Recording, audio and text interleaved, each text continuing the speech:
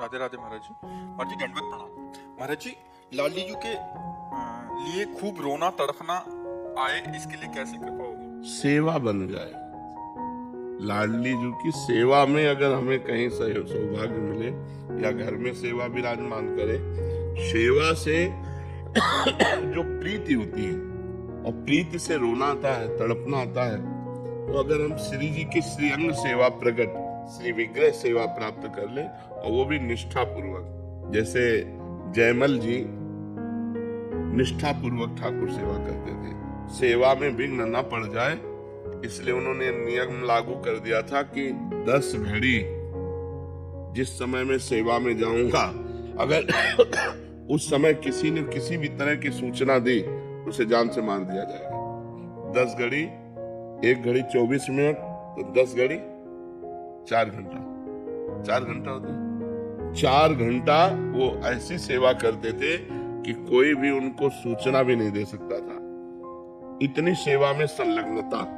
अब जहां प्रवेश हुए, ठाकुर जी का पट बंद किया और बड़े स्नान श्रृंगार 4 घंटे पूरी तन्मयता पूर्वक सेवा करते, साष्टांग दंडवत करते, और जब बाहर निकलते तब कोई बात कर सकता था। ये माडोर एक राजा, माडोर का राजा था, उनका भाई था, उसके मन में आया कि 4 घंटे कोई सूचना दे नहीं सकता और 4 घंटे में हम विजय प्राप्त कर लेते हैं, तो उसने आसो पास जो है जयमल जी की राजधानी को घेर लिया। अब जब ये सूचना पहुंची तो अब किसी की हिम्मत नहीं कि सेवा में वो है और जाके मार डाला जाएगा। तो सबने कि युद्ध करने में तो हम समर्थ है, पर बिना राज आज्ञा के युद्ध कैसे प्रारंभ हो। और जयमल जी का नियम था 4 घंटे कोई सूचना नहीं दे सकता, नहीं तो मारा जाएगा। तो ये हुआ, राजमाता से प्रार्थना की कि आपको नहीं मारेंगे, जो जयमल जी की माँ थी, आप जाके केवल आज्ञा भर ले आओ।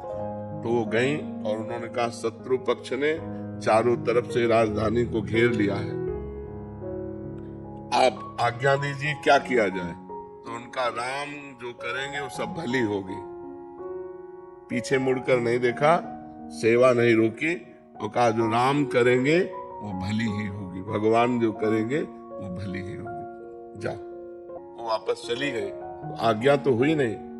तो भगवान ने जब देखा कि मेरे आश्रित इतना मेरी सेवा में संलग्नता, तो स्वयं भगवान राजपूत सिपाही का वेश धर करके जयमल जी के घोड़े पर चढ़े और जाकर के युद्ध किया, सबको मूर्छित कर दिया, घायल कर दिया, मारा एक को भी नहीं, सब मूर्छित हो गए बाणों की वर्षा से, सब। अब जयमल जी जब 4 घंटा अपनी सेवा करके निकले, तब उन्होंने कहा हमारा घोड़ा लाओ, मैं अभी शत्रु पक्ष को उत्तर देता हूँ।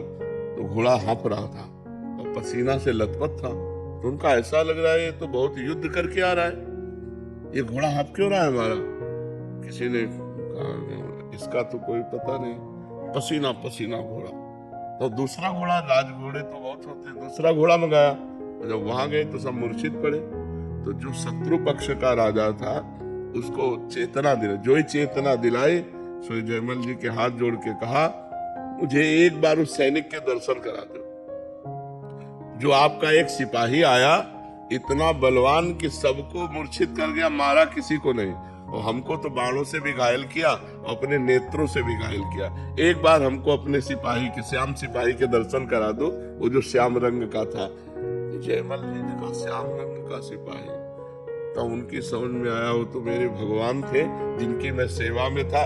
लौट के आए, घोड़े की परिक्रमा की, आरती उतारी कि भैया मेरे को तो आज तक दर्शन नहीं हुए, लेकिन तेरे को दर्शन भी हो गए और तेरे को स्पर्श भी प्राप्त हो गया।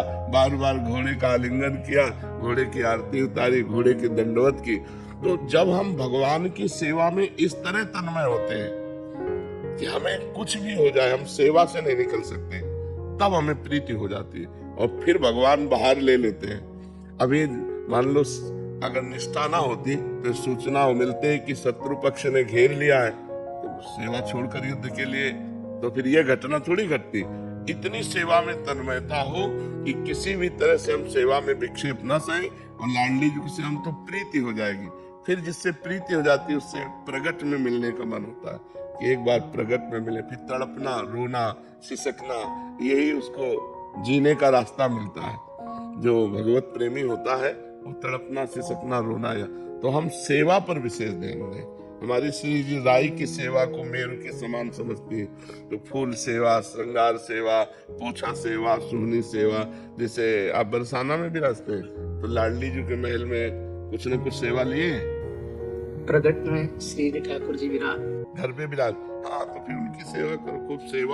सेवा से ही प्रीति होती है और प्रीति में ही तड़पना रोना होता है। सेवा पहले श्री जी लाडली जी का अनुभव होते थे, अब कुछ दिनों से अनुभव हमारा होता था। तो देखो, खान पान तो नहीं बिगड़ गया, कोई रसिकों का अपराध मानसिक तो नहीं बन गया। नहीं तो ये तो प्रतिक्षण वर्धमानम, प्रतिक्षण वर्धमान माने बढ़ना चाहिए। ये रुक क्यों गया, घट क्यों गया? तो दो ही कारण होते हैं। एकदम रुक जाना तो किसी रसिक के प्रति हे भाव भी हो गया तो रुक जाएगा। जैसे हरिराम व्यास जी के हृदय में एक बार कबीर दास जी के प्रति भाव आया कि तो निर्गुणिया संत हैं, निर्गुण निराकार भगवान की उपासना करते हैं, ये निकुंज प्रेम रस ऐसा। तो हरिराम व्यास जी के हृदय की लीला रुक गई जो प्रभु की चलती थी।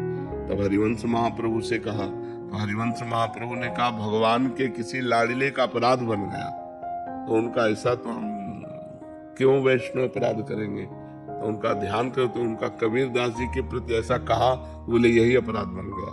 तो अब कबीर दास जी को रिझाओ तो यमुना किनारे फिर कली में साचो भक्त कबीर ऐसे पद की रचना करके गायन किया। तो यमुना जी की धारा से कबीर दास जी प्रकट हुए।